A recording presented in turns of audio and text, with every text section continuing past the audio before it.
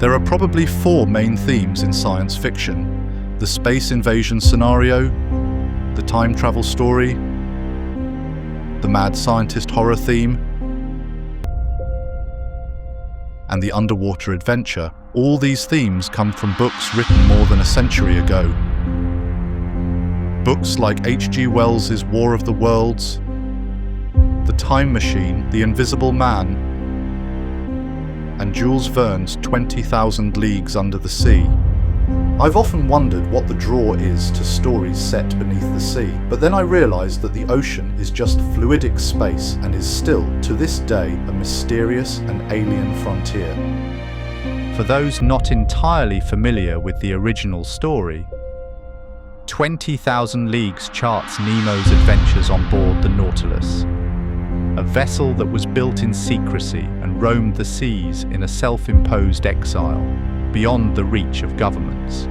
When the Nautilus takes aboard survivors from a damaged ship hunting what they believe to be a sea monster, fearful that the new passengers could give away his secret existence, Nemo informs them that they can never leave, and a relationship of hatred and mistrust unfolds. The later pages of the book suggest that Nemo was indeed Polish and disappeared into undersea exile after his homeland was conquered and his family was slaughtered by powerful imperialists. In a later story, The Mysterious Island, Nemo is cast as an Indian prince. This version of the man suffers a similar fate that probably sows the seeds of hateful revenge in future tales of the famous fictional captain. The first film production of 20,000 Leagues, which took context from both books, was made back in 1916. For the time, the film had a pretty big budget and supported a first in underwater photography.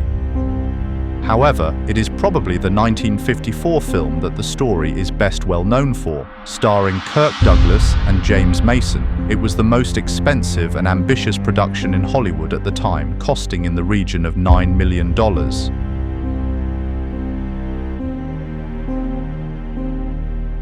The film was fairly faithful to the original adaptation, but there were also many changes, omissions, even reversals that affected the story's fundamental concern. Creatively, the Nautilus is an ironclad sea monster rather than the original's less intimidating cigar-shaped boat.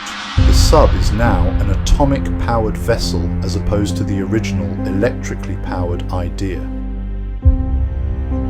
Despite these changes, the 1954 productions of 20,000 Leagues Under the Sea stands the test of time. It sits perfectly in the period that the story was originally set. The production design is nothing short of breathtaking, and the special effects are a joy to watch.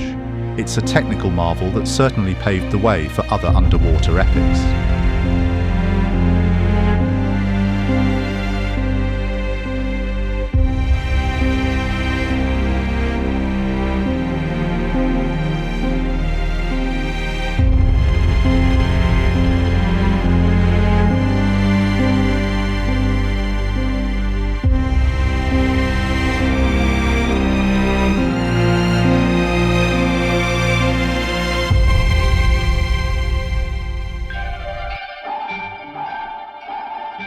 I'm sure this story has inspired several productions over the years, shows like Voyage to the Bottom of the Sea and Sea Quest. However, production adaptations of the story created in the 1980s and 90s seem to plant Nemo and the Nautilus in a contemporary environment, and in my opinion, failed to hit the mark. A few years ago, I had the pleasure of working on Nautilus, the most recent adaptation of Jules Verne's famous book.